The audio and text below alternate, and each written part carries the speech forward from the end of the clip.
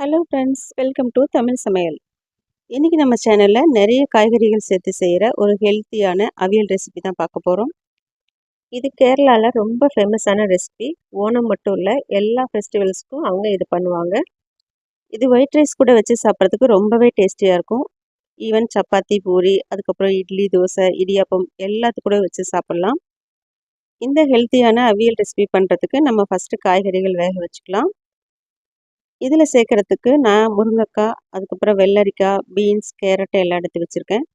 எல்லாத்தையும் இந்த மாதிரி நீளமாக கட் பண்ணி வச்சுக்கோங்க.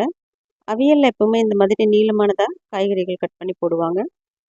இப்போ எல்லாத்தையும் கடாயில் சேர்த்துக்கலாம். இதில் இந்த காய்கறிகள் தான் சேர்க்கணும்னு இல்லை, நமக்கு பிடிச்ச எந்த காய்கறிகள் வேணாலும் சேர்த்துக்கலாம். இது கூட சேர்க்குறதுக்காக கத்திரிக்காயை நான் தண்ணியில் கட் பண்ணி போட்டு வச்சுருந்தேன். அப்போ தான் கருத்து போகாமல் இருக்கும். அதையும் சேர்த்துக்கலாம். கூடவே வாழைக்காய், அதுக்கப்புறம் உருளைக்கிழங்கு ரெண்டையுமே தண்ணியில் கட் பண்ணி வச்சுருந்தேன். அதையும் சேர்த்துக்கலாம். நான் இதில் 7 காய் மட்டும்தான் இன்றைக்கி சேர்த்துருக்கேன். இது கூட நீங்கள் புடலங்காய், சொரக்காய், அதுக்கப்புறம் சௌச்சௌ எல்லாமே சேர்த்துக்கலாம். ஈவன் சேனக்கிழங்கு, கருணக்கிழங்கு கூட சேர்த்துக்கலாம். இப்போ கொஞ்சமாக மஞ்சத்தூள் சேர்த்துட்டு காய்கறிகளுக்கு தேவையான அளவு தண்ணி சேர்த்துக்கலாம். நான் 1/2 கப் அளவு தண்ணி சேர்த்துருக்கேன். இதை நல்லா மிக்ஸ் பண்ணிவிட்டு மூடி போட்டு மூடி 10 நிமிஷம் வேக வச்சுக்கலாம். இதில் சேர்க்கக்கூடாத காய்கறிகள்னு எதுவுமே இல்லை. நம்ம வெண்டைக்காய் சேர்க்கும்போது கொஞ்சம் வளவளன்னு இருக்கும். அதுக்கப்புறம் பாவக்காய் சேர்த்தோன்னா கசக்கும். அதனால் அது மட்டும் சேர்த்துக்க மாட்டாங்க. காய் வெந்துட்டுருக்கிற நேரத்தில் நம்ம இதில் சேர்க்கறதுக்கு ஒரு மசாலா ரெடி பண்ணிக்கலாம். ஒரு மிக்ஸி ஜாரில் கொஞ்சமாக தேங்காய் சேர்த்துக்கோங்க. காரத்துக்கு பச்சை மிளகாய் சேர்த்துக்கலாம். நான் 4 பச்சை மிளகாய் சேர்த்துருக்கேன். 1 டேபிள் ஸ்பூன் சீரகம் சேர்த்துட்டு கொஞ்சமாக தண்ணி சேர்த்து இதை கொஞ்சம் கொரகொரன்னு அரைச்சிக்கலாம். ரொம்ப ஃபைன் பேஸ்ட்டாக அரைச்சிடாதீங்க.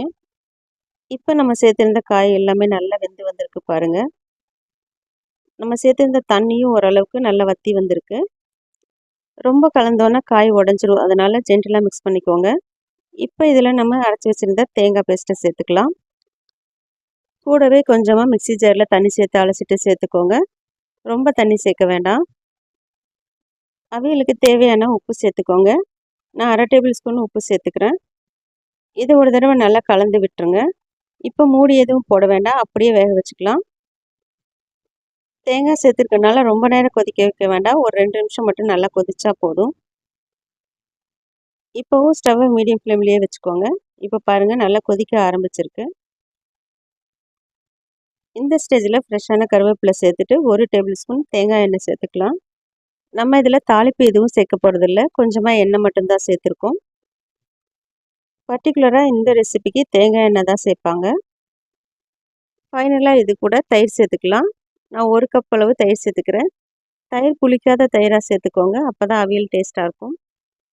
இப்போ இதை ஒரு தடவை நல்லா கலந்து விட்டுட்டு நம்ம உடனே ஸ்டவ் ஆஃப் பண்ணிடணும். தயிர் சேர்த்துட்டு ரொம்ப கொதிக்க வச்சிடக்கூடாது. அவ்வளோதான், நம்மளோட அவியல் ரெடி ஆயிடுச்சு. ரொம்பவே சீக்கிரமாக 10-15 நிமிஷத்துலேயே நம்ம இதை செஞ்சு முடிச்சிடலாம். இந்த ரெசிபி பண்ணுறதுக்கு நமக்கு காய்கள் கட் பண்ணுறதுக்கு மட்டும்தான் கொஞ்சம் டைம் எடுக்கும். மற்றபடி ரொம்ப ஈஸியாகவே செஞ்சு முடிச்சிடலாம். நான் சாதத்து கூட வச்சு சாப்பிட்றதுக்கு கொஞ்சம் தண்ணியாக செஞ்சுருக்கேன்.